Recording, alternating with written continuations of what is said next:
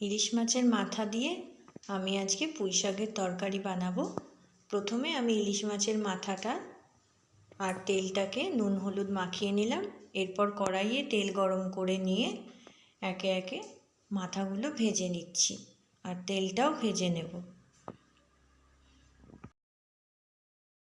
মাথাটা ভাজা হচ্ছে, এদিকে আমি কিছু সবজি কেটে নিয়েছি আর পুঁই শাকটাও কেটে ভালো করে ধুয়ে নিয়েছি। এরপর মাথাটা ভালো করে ভাজা হয়ে গেলে এগুলো তুলে নিয়ে মাছের তেলটাও ভেজে নেব।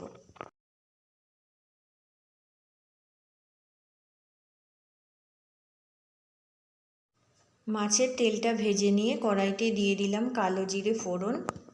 এরপর একে একে আলু আর পটলটা আমি এখানটায় প্রথমে ভেজে নেব।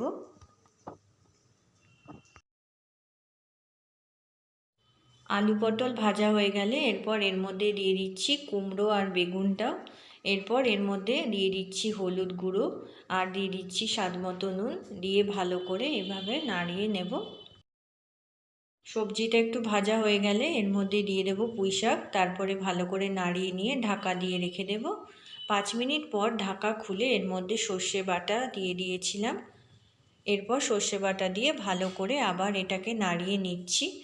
এখন এর মধ্যে মাছের মাথা ও তেলটা অ্যাড করে দেব এবং ঢাকা দিয়ে কিছুক্ষণ রেখে দেব। তাহলেই তৈরি হয়ে যাবে আজকের রেসিপি ইলিশ মাছের মাথা দিয়ে পুঁই শাক।